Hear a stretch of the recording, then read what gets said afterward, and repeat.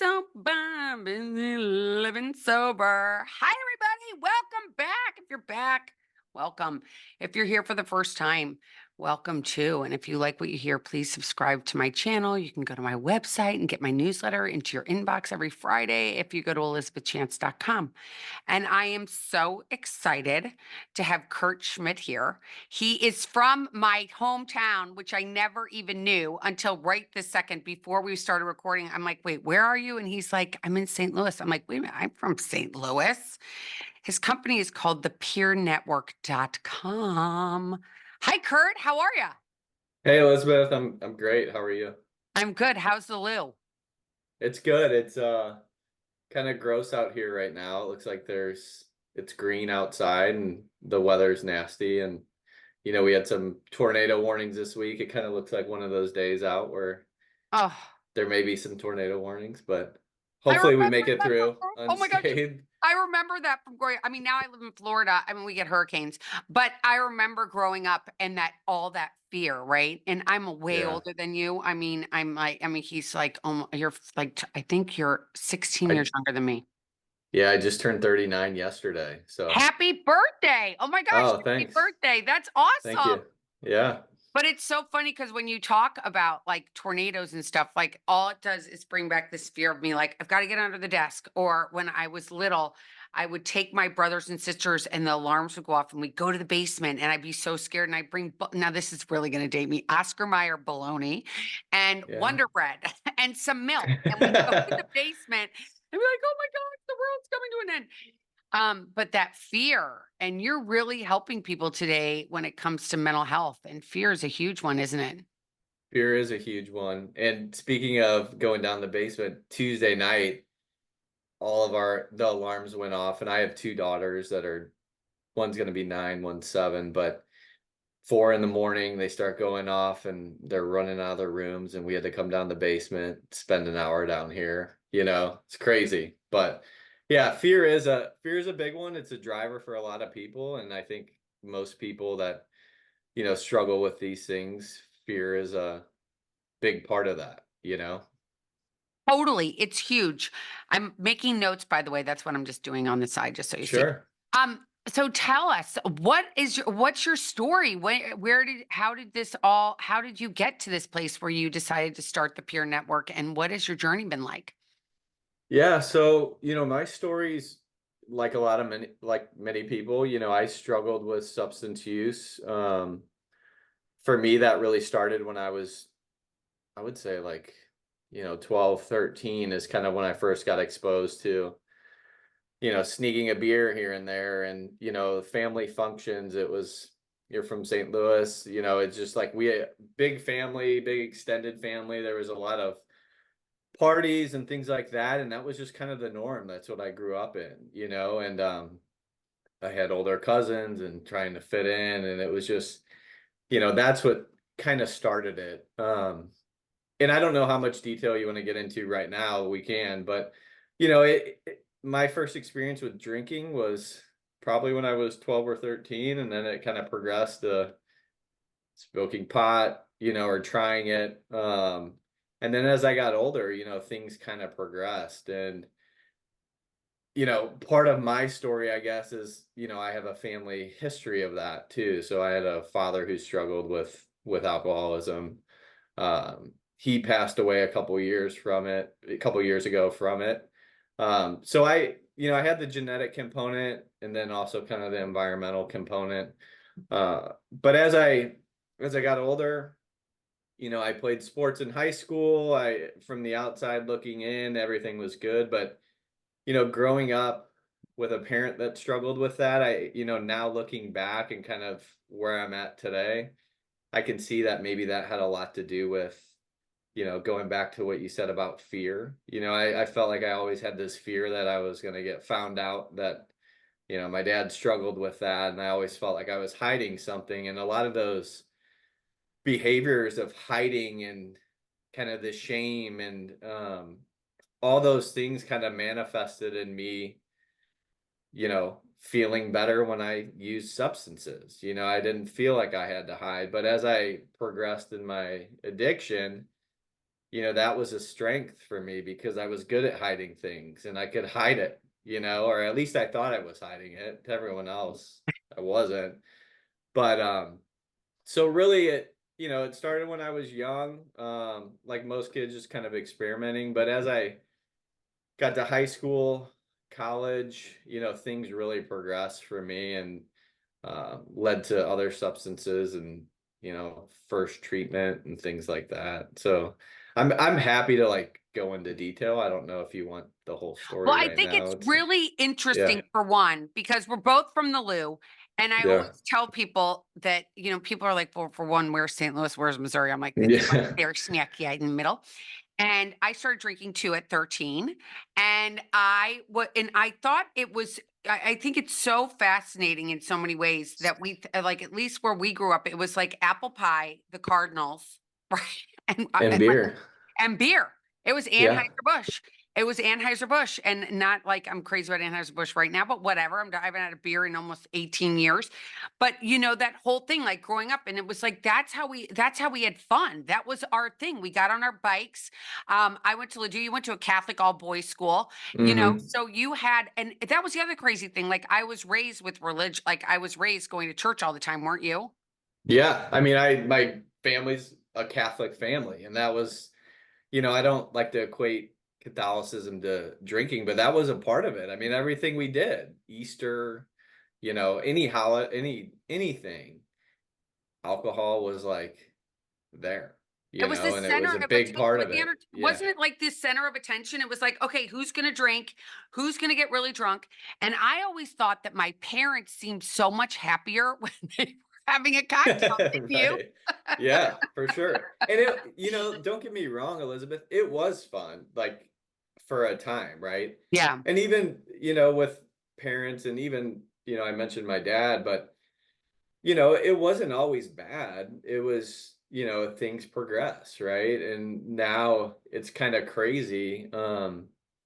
You start to see kind of the ramifications of that with other people in the family. Most of the people in my family all had normal jobs, steady jobs. I think part of that generation, drinking was just kind of, at least the way I look at it, based on how I was raised, that was just kind of the norm. Like that's what you did.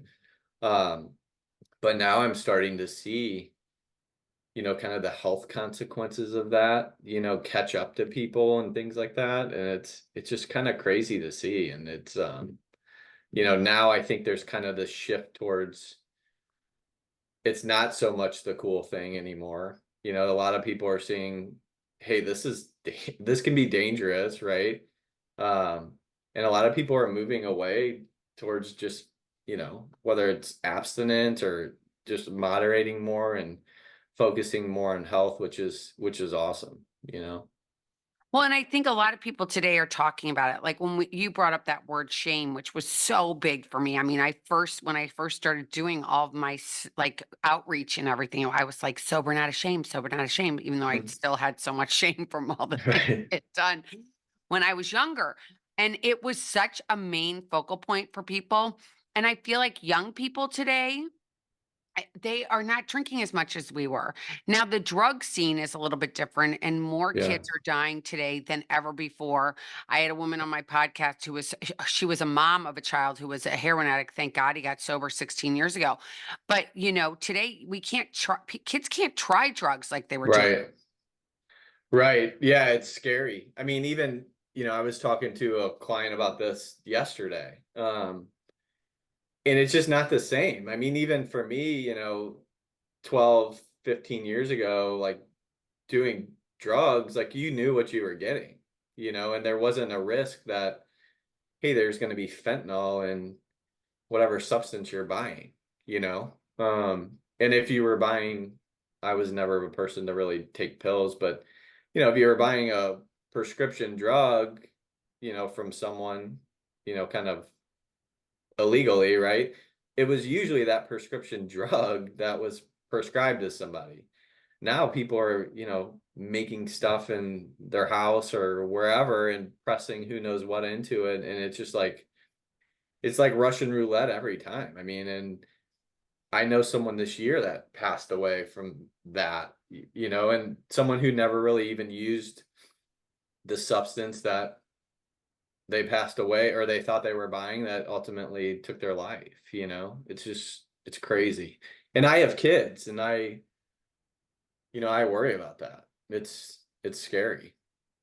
I have kids too. I mean, mine are a little bit older than yours. Mine are Hmm. still out of college. I mean, my son's about to start PhD, but it's interesting for me. I always, my oldest was 10, my next one was 8, and then my youngest was 6 when I got sober. And so for them, I always talked about it. And I think it's an interesting thing with these pills because at least when I was growing up, like my parents didn't take pills, right? That wasn't like something, and not everybody was going to the doctor getting this pill or that pill to make you okay. I mean, nobody really took pills, right? I mean, your parents Right. partied and that was about it, right? Yeah. And maybe they take an aspirin, a bear aspirin. Like that's how long ago this was. I mean, there wasn't even Advil really around. And so Right. today, showing our kids that they're like a pill's going to make everything better, which is a big fat lie, don't you think? Oh, totally. I mean, there's definitely situations when that's needed. Like I'm not against medication in general, but yeah, it's definitely it's not a fix all for everything, right? And I think like the culture, even working as like a therapist, um I don't know. It's just there's definitely times when people have like a severe mental illness where they need some sort of medication or I agree with intervention that. that I way. agree too. Yeah. Yeah. And it's just we're so quick to like jump to that solution when really, I mean, if someone's functional, we should focus kind of on the basics, right? Like, hey, are you eating healthy? Are you exercising? Are you sleeping? Like, do you have a social network? Like all those things that even in other countries, like that's where they start. And it's not, hey, yeah, you're a little sad today, so let's prescribe a medication and that should help. When, Um, when did you become a therapist? so I was a provisionally licensed, I just 2 years ago. So I went back to school. Most of my background is so I can go back a little ways here. So my undergraduate degree, I went to Purdue, and at that time my addiction was like full-fledged. I don't know how I graduated. I did. They basically were like, we want you to graduate so you don't ever have to come back here again, And there were some other things that happened that last year where I was basically told don't come back to this state, for a long time. And so I graduated from there, and then you know, kind of my addiction mind at the time, I had cooked before in restaurants. Um, my cousin's uncle, so not blood uncle, but owned some restaurants, and I cooked there. I was a dishwasher when I was 15, so like I had exposure to the restaurant industry, and I loved that. And so I went to culinary school after my undergraduate degree in Chicago and somehow made it through that, barely made it through that. But, I worked in restaurants as a chef, and then kind of, my addiction kind of took hold, and that was kind of like the first time I went to treatment. I was like, I can't go back into restaurants. So I got more in like the corporate food service side where I was working with healthcare organizations, hospitals, kind of managing the food service and, kind of rose through the ranks there to be ultimately like a director of some hospitals and things like that for their nutrition and food service. But, that was my background. And then I switched from there and got into supply chain and technology. And then when COVID hit, I just, it was a tough time for a lot of people, right? And I was looking to kind of get in the mental health field, and I was thinking like, what's the, I wouldn't say the easiest way, but how do I get into where I'm working with people where I don't necessarily have to go back and get a master's degree, right? Another postgraduate degree, because I'll back up a little bit, but during that time I finished my MBA at Webster here in St. Louis. Yeah. Yeah. Um, and so I didn't necessarily want to go back and get a social work degree. And a friend of mine told me about peer support, which I had never heard of. Um, and I started looking into it. He's like, this would be a great kind of segue into it. If you want to go back to school and get like a clinical degree, you could do peer support. So I did that. And while working as a peer support specialist at an organization here, I decided to go back to school full time for social work while being a peer full time. Like, so And it being was a dad, crazy. and being a And dad, being, and yeah, being a husband, and having two and small children. yeah, and being kind of, I think at that time I was like early, early in like this round of sobriety. And I say this round, like this is the last round. I'm not planning on any more, but much of my 20s was kind of, I'd go periods of time without drinking and then I'd start again. And, I was able to kind of manage it, but ultimately it would get out of control. Um, but I ended up going back to school, got my master's in social work. I finished it, I guess, about a year ago. And so this last year I've been working as a provisionally licensed therapist here in Missouri, um, at a private practice, which I had also been working as a peer.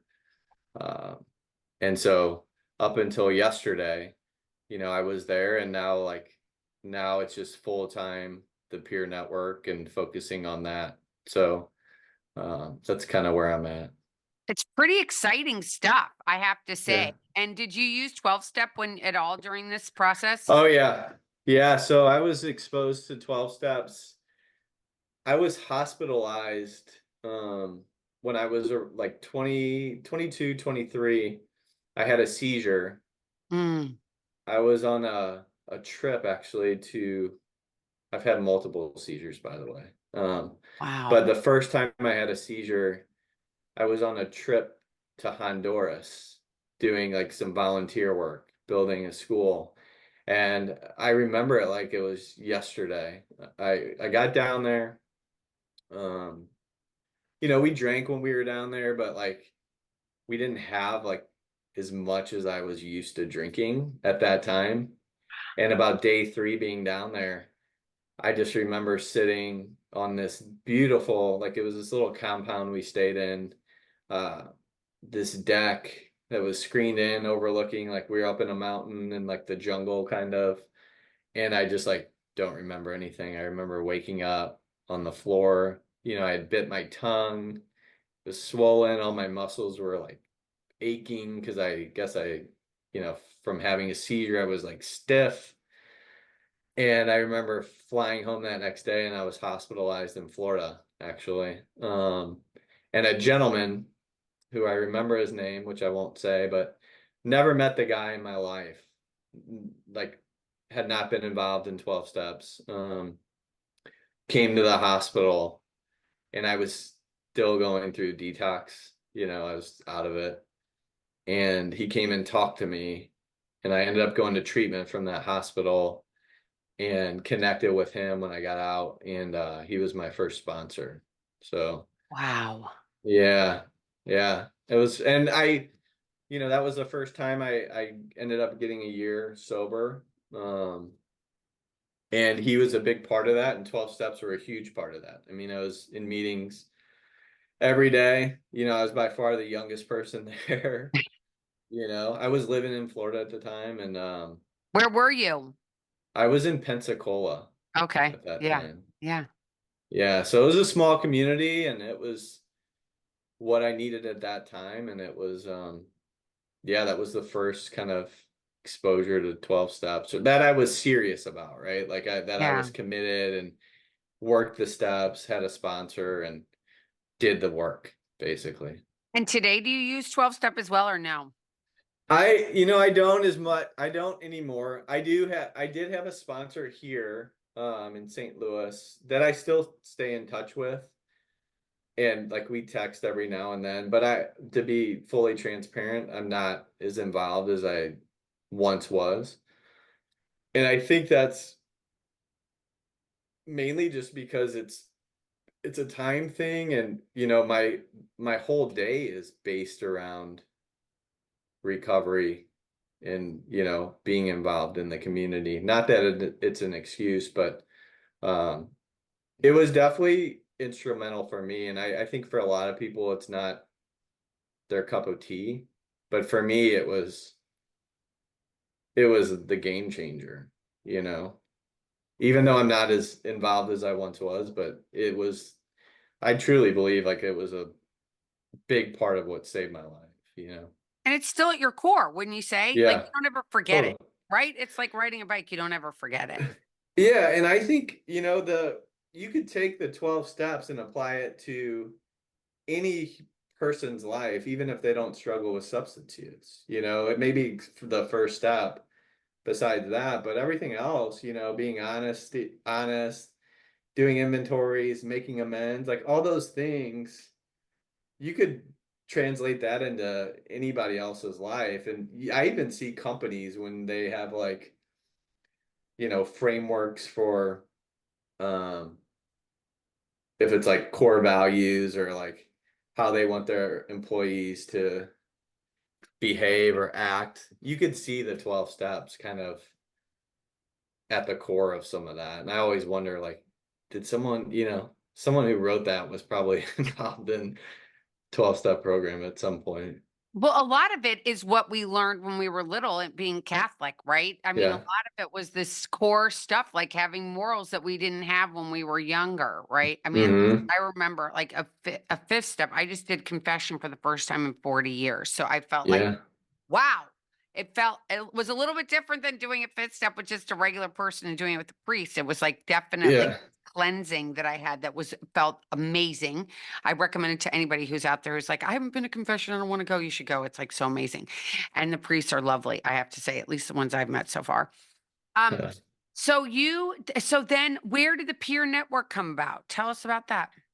So when I was working as a peer, I worked for a I would local kind of regional company that um, works a lot with drug court, DUI court, family court, people that are involved in that. And so I was a peer there, and I was working there, and I loved it because I noticed that when people in those programs or people that were there on their own, most people weren't there on their own. They were forced by the courts because it was either complete this program or you're going to go to jail kind of thing. Um, but when they found out like I was in recovery and that I was there to basically support them, help them, kind of meet them where they're at, and that I was trained to do so, but I wasn't a clinician, right? Like I wasn't a clinical therapist or licensed professional counselor. I was just a peer. Like the walls would come down and they would open up. And, a lot of the feedback I got a lot of time was that they enjoyed working with a peer more than they did the clinician.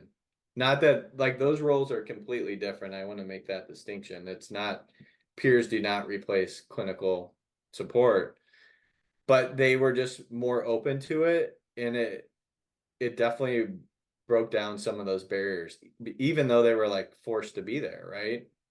Yeah. Because they would open up and talk. And when I was there, I had a huge caseload of clients. I think I had at one point like over 100 clients, which there was no way I Wow. could meet with them and give them the attention that they needed. And we were like really underpaid as peers. And as I came to find out is that the organization and organizations that hire or that employ peers, they get reimbursed at a pretty high rate. Like, in Missouri, I think I don't want to, we'll just say it's a lot, right? And the Let's just peers are say making, $100. Let's just use an easy yeah, number. yeah, I think it's less than that. We'll just say 80 or $85 per hour, okay? And peers were making $15 to $20. $15 per hour, really. And I found that out and I'm like, wait a minute, that doesn't seem right. because what I was seeing is that a lot of peers, not just at that organization, but peers I know, they end up leaving the field or they go pursue like, a clinical degree, and not everyone can do that or wants to do that because it pays more. And so I thought there was an opportunity there to create a platform where, first of all, we can pay peers what they deserve to be paid and give them a platform to do that, and then educate the general public about what peer support is and how it can be helpful for anyone. Like, you don't have to be part of a program that you're forced to go to. You don't have to be at residential treatment. You don't have to be an intensive outpatient. Like, it may just be something similar to a therapeutic relationship where you meet with a peer once a week because maybe you're struggling with alcohol, right? And like, you don't need to go to treatment, but maybe you're just on the fence about like, hey, is this a problem? Like, can I just talk to somebody about like their experience, what they've been through? Someone that's trained to understand like boundaries, be professional, is trained in, motivational interviewing to really meet clients where they're at and just support them on wherever they're at in their recovery. And so that's why I started this, because I'm passionate about peer support. I'm a peer. I'm a certified peer in Missouri still. And I just wanted to give peers that opportunity, and I saw that there really wasn't anything out there like that. And just wanted to create something that could kind of expand the reach of what we do and help as many people as possible. Okay, I love this. Okay, so I'm going to back up with a couple questions. Yeah, sure. Okay, so I know drug court. And so the people Yeah. that are out there and you're listening, and you're like, I have no idea what drug court is. If somebody gets arrested and has the opportunity, the judge will say, I will give you drug court, meaning that you will randomly be selected to come in and be tested to see if you're on drugs or alcohol. You have to Mhm. go to a certain number of meetings, right? Certain number. Yes. So the program I worked at was here in St. Charles, and it's pretty intense. It's 18 months. The first, 6 months or so, you're there 3 times a week. And granted, you're expected to have a full-time job too while you're doing this. And you can't drive. So like, you're expected to be there 3 times a week, and that includes groups. You basically have to call every morning to see if you're selected for a drug test. And if you are, you have to be there within an hour or two or whatever it is. Um, so it basically just like uproots your life, and it's 18 months of that. Now, gradually it steps down over the 18 months and it's less and less intensive, but uh, yeah, you complete that program successfully, and a lot of people don't complete it successfully just because it is super demanding, and you avoid going to jail, See, and basically. so wait, I gotta do time out. So I gotta Yeah. tell you a story. So I met a woman at a meeting here, a 12-step meeting, and she said, will you sponsor me? And I was like, well, just tell me a little bit about her. She's been in and out and in and out and in and out. And like just days prior, she had been arrested, and she had been to jail, and she had been to a hospital because she was ODing, Mhm. and she was offered drug court. And I said, did you take drug court? And she's like, it's just it's just too much work. It's just too much work. Mhm. And I looked at her, I'm like, well, I'm too much work of a sponsor. I can just tell you that much. I'll Yeah, tell you right. that right now. It's too much work. And you think about it, and we say this in a joking manner, in some sort of way that, like, oh, it takes a lot of work. But you know what? Your life is worth a lot of work. Like, if you're Yeah. addicted to drugs and your options are you're going to go spend how many ever, whatever the sentence, Years. years Yeah. in prison, eating whatever they tell you to eat, getting up whenever they tell you to eat, doing what, like, I think that the cost of having to be somewhere of your time, like for 3 days a week, like, big deal, like, get over it. Totally. Right? Yeah. And yeah, but that's just how crazy I think addiction is, right? We It don't is.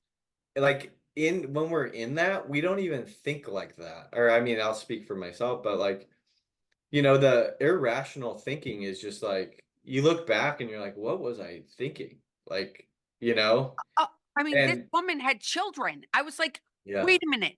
You have an option of A, going down this path that will be, yes, it's going to be stringent, but you could get better.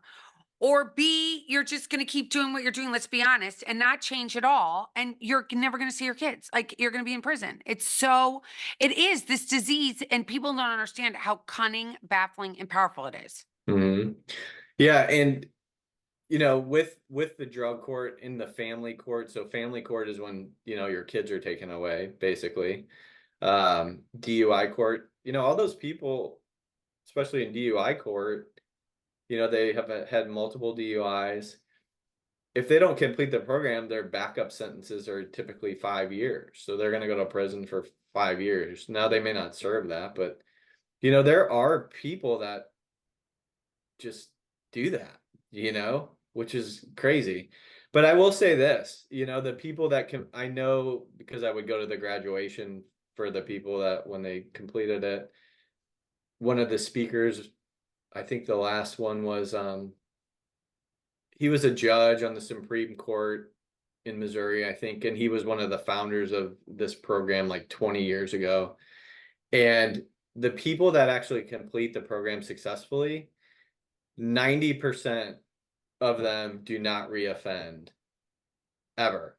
And when I say reoffend, I mean get caught. I'm not saying they don't go out and maybe have a lapse or something or do something dumb, but they don't get arrested and they don't end up going to jail. So like that's pretty good. That's pretty good. That's pretty great statistics, because let's Yeah. face it, I don't think, like, I know that when I did my training, because I'm a recovery coach, when I did Hmm. my training at one of these rehabs, one of these nice, I mean, the statistics are abysmal. I mean, they're like, oh, Yeah. yeah, maybe 3 of you will still be sober out of 100. And I'm like, these odds are horrible, and I've just paid whatever $60,000 to send my loved one to this place, and you're telling me that my odds are nothing, but drug court has 90%? Like, that's amazing. Well, yeah, if you think about it, so I know, and not to go down this rabbit hole, but like the research I think shows the longer you can go by being, abstinent over time, like the better the outcomes typically. And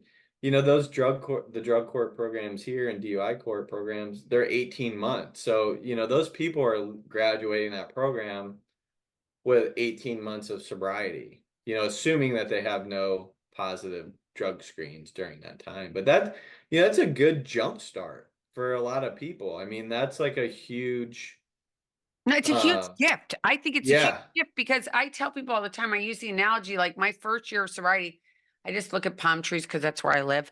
And you plant a palm tree and you put all you in the beginning, you fertilize it and you water it all the time, right? You take care of these plants that we're planting in the very beginning in the spring, let's say.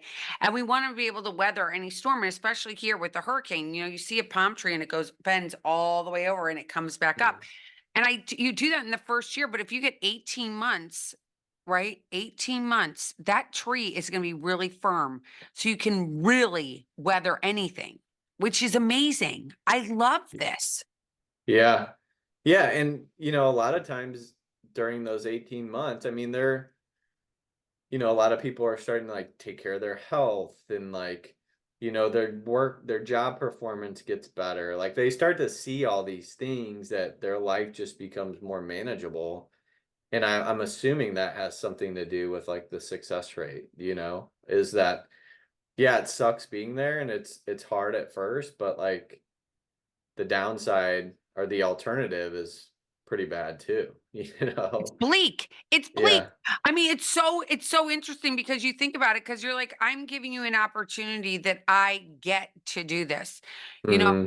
I've been reading a lot of books about the Blessed Mother recently, and all the things that they say is that the way we phrase things in our head is like, I get to do this instead of I have to do this drug course. Right. I have to do this. I get to do it, which is so amazing. And how many people do you think are actually incarcerated that are drug and alcohol addicts?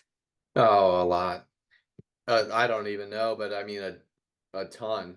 I mean, I just had to put some information together. I think the cost of substance abuse related to incarceration, because I had to do a presentation for some things for my business, but I think it's like, don't quote me on this, but it's either like 19 billion or 39 billion just based on people incarcerated because of mental health or substance use related things, right? Um, which is crazy. But yeah, and to your point, Elizabeth, the people that get to do those programs, they're selected. Like not everyone gets that opportunity, right? Like I know here they have to be kind of go through like an interview process to see if they're even a good fit for the Right, program. And then right. if they get selected, then the work starts and they have to complete it. But yeah. Well, I love what you're doing with the peer support because I Hmm. know, for a long time, and I believe myself personally, my opinion is that, AA's changed a lot since COVID. It's a lot different than it used to be. Yeah. Today, there are so many other ways, and I'm doing air quotes if you're listening to this, not watching it on YouTube, to get sober these days. Sober Curious, Sober Sis, you can go online to join chat groups, da da da da. But I love that there is a way to have somebody to be accountable to. Yeah.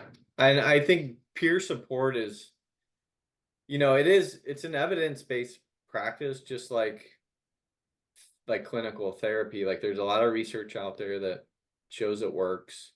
And for those that don't know what peer support is, it's peers are people who are in long-term recovery or in recovery, from substance use or mental health, sometimes both. And they go through training and certification to provide support to people going through similar challenges. So it's really based on the foundation's really like shared experience, talking to somebody who's maybe the story isn't the exact same, right? But they can relate on a personal level, like, hey, I get it. And peers really meet people where they're at. There's no stigma because they've been there.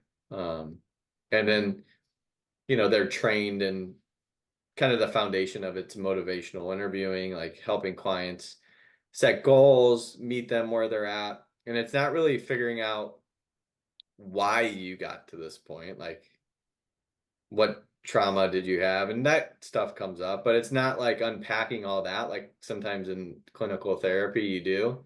It's more like, hey, let's focus on where you're at right now and like where you want to go and how do we get there?